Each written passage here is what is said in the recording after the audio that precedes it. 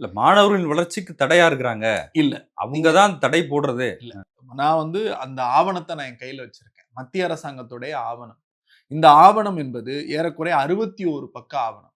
அந்த 61 பக்க ஆவணத்துல இந்த அண்டர் செக்ரட்டரி பிஸ்வாஸ் ஜி ஷாஹா அப்படின்னு சொல்லிட்டு ஒரு அண்டர் செக்ரட்டரி 19/1/2024 மத்திய மாநில அரசுகளுக்கு தமிழ்நாடு அரசாங்கத்துக்கு அனுப்பிய கோப்பு இது.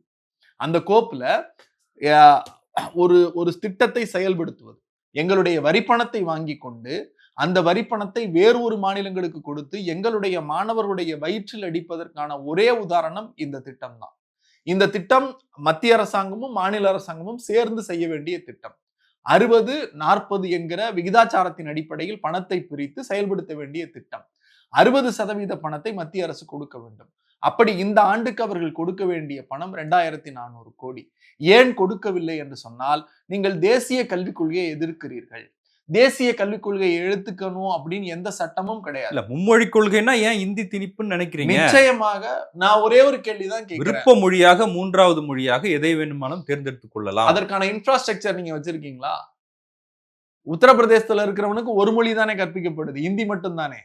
அங்க அவன் தமிழ் படிக்கணும்னு ஆசைப்பட்டா அவனுக்கு ஏதாவது வாய்ப்பு உண்டா? இல்ல போஜ்புரி படிக்கணும்னு ஆசைப்பட்டா வாய்ப்பு உண்டா? அல்லது தெலுங்கு படிக்கணும்னு ஆசைப்பட்டா வாய்ப்பு உண்டா? இல்ல.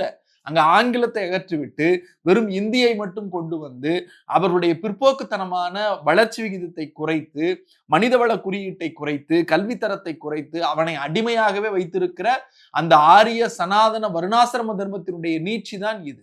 RSS ஏன் இதை கொண்டு வராங்கன்னா, ஹிந்தி, ஹிந்து, ஹிந்துத்துவா, நான் எல்லாத்தையும் விட்டுறேன். இந்த சட்டமன்றத்தில், எங்களுடைய மாநில சட்டமன்றத்தில், தமிழ்நாடு சட்டமன்றத்தில் ஒரு சட்டம் இயற்றப்பட்டிருக்கிறது. அந்த சட்டம் இருமொழி கொள்கை.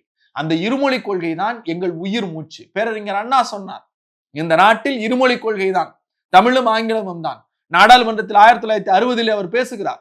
ஜவஹர்லால் நேரு எங்களுக்கு செய்து கொடுத்த சத்தியம் எங்கே? எங்களுக்கு கொடுத்த உத்தரவாதம் எங்கே?